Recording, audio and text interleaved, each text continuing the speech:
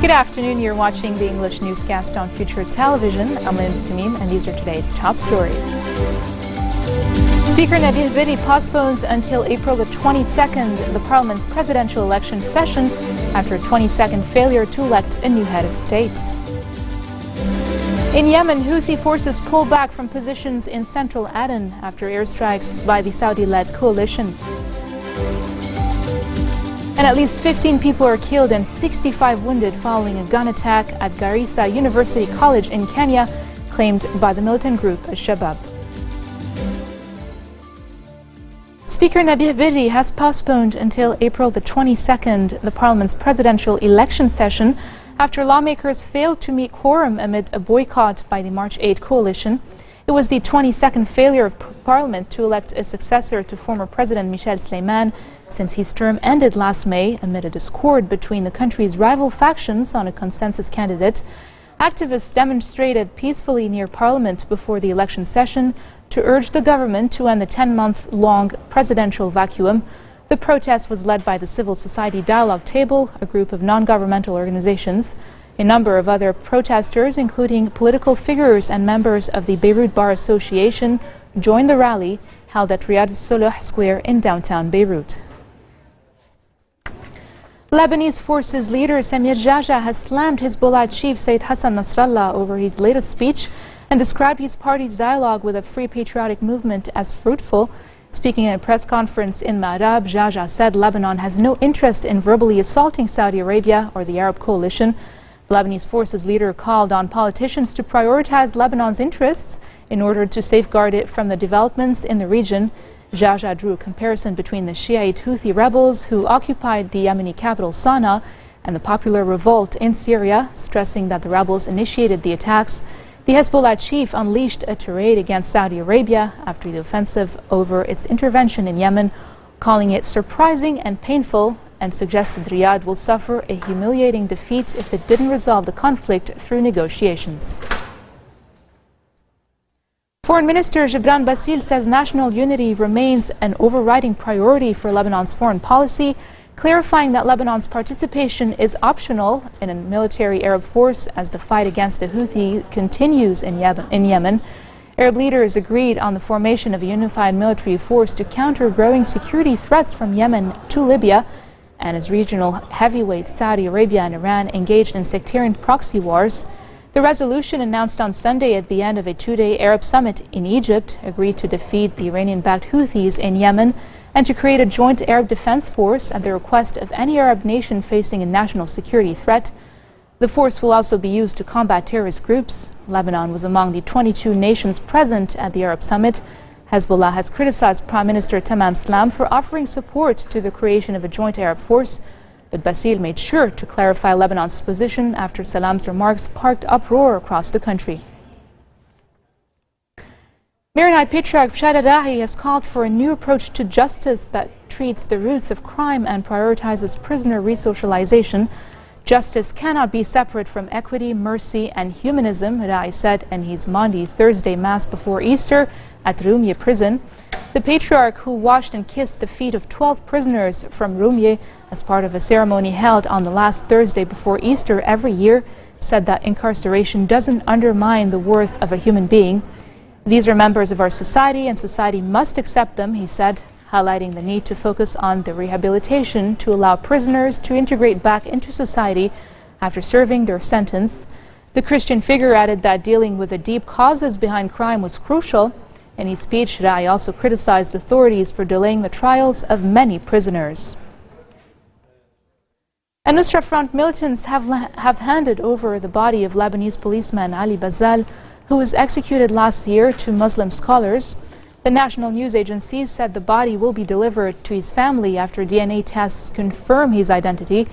Al-Nusra Front said in December it had shot dead the policeman to avenge the arrest of Islamic militants, wives and children. Al-Bazal was among Lebanese soldiers and policemen abducted by jihadists from Al-Nusra Front and the Islamic State group in August when they overran the northeastern border town of Arsal. 3 other servicemen have also been executed. Meanwhile, General Security Chief Major General Abbas Brahim said the negotiations with the Nusra Front have made more progress than the talks with the Islamic State to secure the release of the hostages. One Islamist militant was killed and several others were wounded as the Lebanese army repelled an attempted terrorist infiltration on the outskirts of the northeastern town of Arsal. A military statement said soldiers exchanged fire late Wednesday with an armed terrorist group on the highlands of Wadi Hamed Arsal that tried to infiltrate into the town, forcing it to retreat.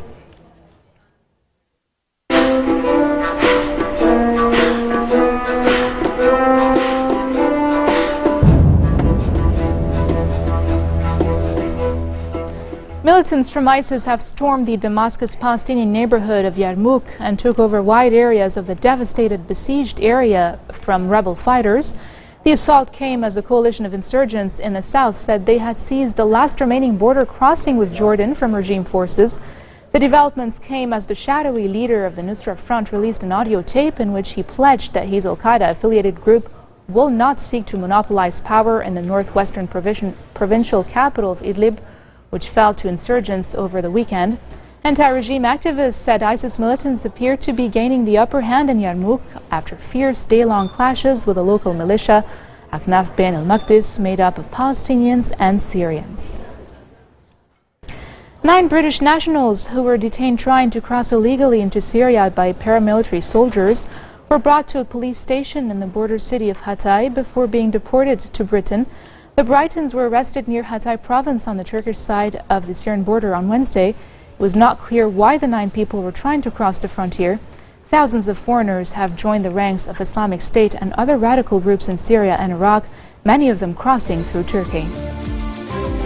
And coming up next, a couple scoops £1 million in the Euro Millions lottery for the second time. More details after the break.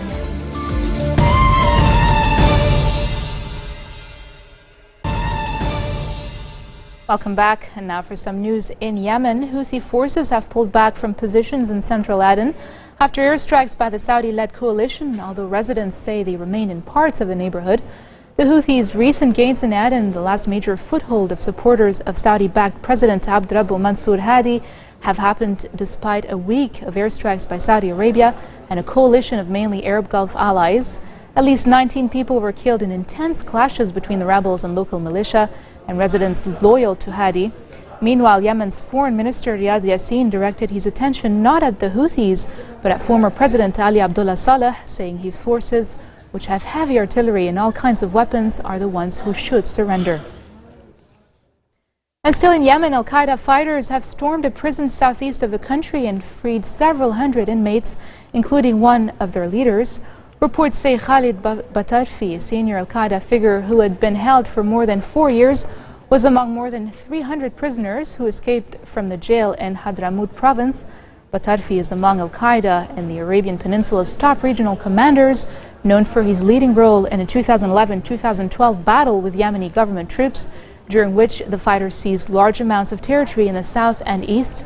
Al-Qaeda gunmen also clashed with troops guarding the local administration complex in the provincial capital, Mukalla, a branch of the central bank and the police headquarters. 2 prison guards and 5 inmates were reportedly killed in clashes during the prison break. At least 15 soldiers and 2 civilians have been killed in ambushes by armed men in the rest of northern Sinai Peninsula in Egypt. The early morning attacks, which also wounded at least 19 other soldiers and several more civilians, came as Egypt continues its battle against armed groups operating in the northern Sinai, which borders Israel and the Gaza Strip. Gunmen reportedly opened fire on soldiers with automatic rifles and rocket-propelled grenades at 5 separate checkpoints throughout the region, including near Sheikh Zweid, east of the provincial capital of Al Arish. It was the deadliest attack in Sinai since suicide car bombers and gunmen killed several dozen soldiers at a military base in Al Arish in January. Moving on to Switzerland, Iranian Foreign Minister Mohammad Javad Zarif says nuclear talks between Iran and its negotiating partners have made significant progress, but there is no final result yet. He said the 6 powers, including the United States, Britain, France, Germany, Russia, and China, have to examine among themselves the results of the negotiations, and the result of those discussions are not known yet. He carried on saying if these solutions are approved, it is expected that there will be a joint declaration made by the EU foreign policy chief and himself. The talks are aimed at agreeing on the outlines of a major deal to be finalized by June the 30th to ease concerns that Iran might develop nuclear weapons under the guise of civilian program, a name it denies. Influential American Republican senators expressed concern that the extended talks won't yield a beneficial agreement. Today, the news is that there's another extension to the deadline. There's been at least 3 or 4 extensions now. You served a long time with John Kerry in the Senate. Do you trust him as Secretary of State to come up with a deal with Iran that is going to protect the United States, that's going to protect Israel? No.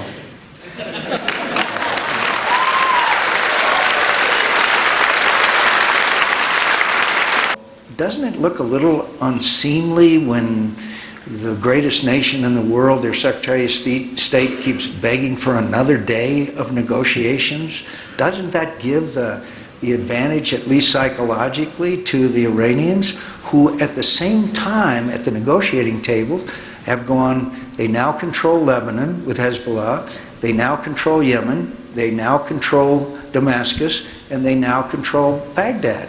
They're on the move. At the end of the day, you can want a deal too badly. The bottom line is I'd like to end the ambitions of the Iranians diplomatically. They can negotiate as long as they want to negotiate. I just want a good deal. And here's what I'm afraid of. We're going to get a deal that will be, in the eyes of the Israelis and the Arabs, an unacceptable deal. At least 15 people have been killed and 65 have been wounded following a gun attack at Garissa University College in Kenya. Emergency services rushed to the scene of the attack and drove the injured students to local hospitals. Witnesses said explosions and heavy gunfire rocked the university premises at dawn.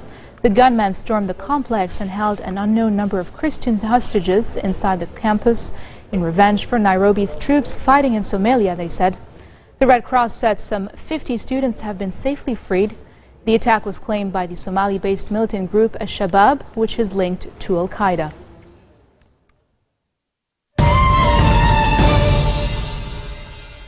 A couple from Northern England has defied the odds again by winning £1 million, the equivalent of 1.5 million US dollars, in the Euro Millions lottery for a second time. David and Kathleen Long won the money and a car in the Mega Friday draw, having already scooped up £1 million in 2013.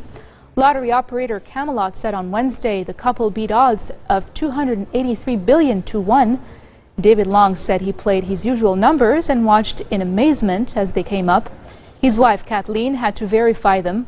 Since then, it's been a blur. The retired trucker says the win means he'll probably take his wife on a cruise, as he's run out of excuses not to go now. A party is also planned. That's a lucky couple. This marks the end of our bulletin for today. Now for a reminder of our top stories. Speaker Nabih Berri postpones until April the 22nd the Parliament's presidential election session after a 22nd failure to elect a new head of state. In Yemen, Houthi forces pull back from positions in central Aden after airstrikes by the Saudi-led coalition.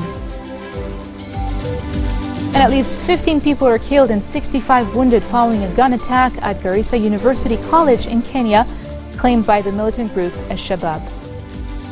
Those are your top stories for today. I'm Linda Tamim, and I'll see you again tomorrow for more updates. Take care.